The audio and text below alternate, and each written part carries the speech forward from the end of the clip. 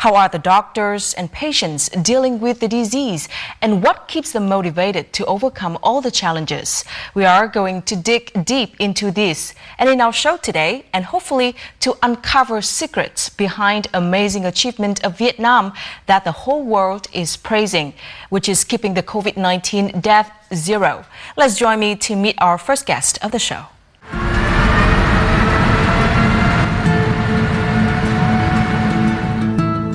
On March the 2nd, Shan Coralie Ellison Barker and her partner, Joan Gart Dixon, were on the flight VN0054 from London to Hanoi to meet her son in Vietnam. They were on business class. Little did they know that they were sitting next to a COVID-19 patient.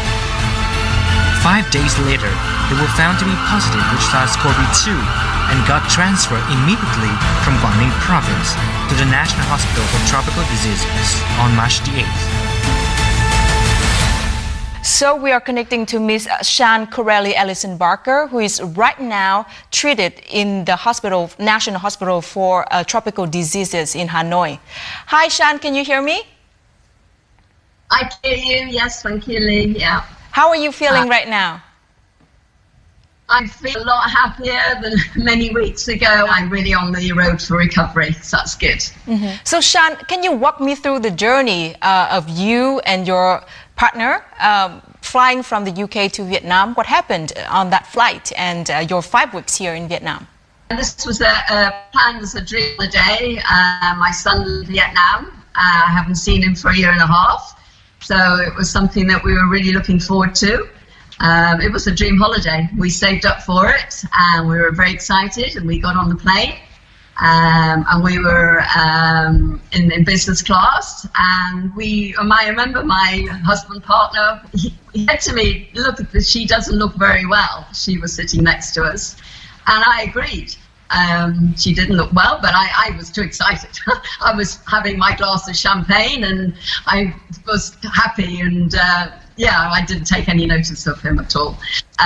So we got on with it. It was a wonderful flight with the airlines. The stewardesses were fantastic, and we landed and we got to the hotel, and everything was great. But I was feeling very tired, and I couldn't understand this. When did you start feeling tired? As soon as I got to the hotel, and I said to my husband, I went, I'm really white. I look ill, but I didn't feel ill. I just felt tired. So we went to bed, and then we got up, and I had diarrhea. And I just thought, oh, I must be the water. Anyway, I couldn't understand it. I ignored it. And then the next day we went on a tour around the temples, guide, and I got excruciating tummy pains twice. And twice I had to quickly run to the toilet. Mm-hmm. Okay, it's passed. Okay, but still very tired. That night I started to cough. Just a tickle, nothing hurting my chest, just a little dry throat, which was annoying. But again, I never thought anything about the COVID. It just didn't occur to me. Just a little dry cough, tired, that was it. No sore throat, no temperature. And then we went on the cruise to Ha Long Bay. And again, I was starting to feel very tired, and I didn't want to eat. Mm-hmm. And that is very unusual for me, because I love my food. And the fish on the boat was beautiful fish. I couldn't eat it. And I said to John, I need to bed. I feel so tired. And then the next day we got a knock on the door to say, do not leave your room. Wow. And this was like, it's quite frightening. This was about 6, 7 o'clock in the morning on the cruise. And they said that the passenger that was next to us had been tested positive. The one actually John had said didn't look well. So we said, you must not leave your room. So we waited 2 hours, and eventually we were to leave, and we were put into a car and told to go to this hotel where we'd be visited. So that was started to get scared. Mm-hmm. So they gave us nasal and throat swabs, And they said, you need to stay in your room. You're not to leave your room in the hotel. And by now, there's big signs saying quarantine. And we were now thinking, uh-oh, this is a problem. I took my temperature again, and then I realised I think I might have this virus.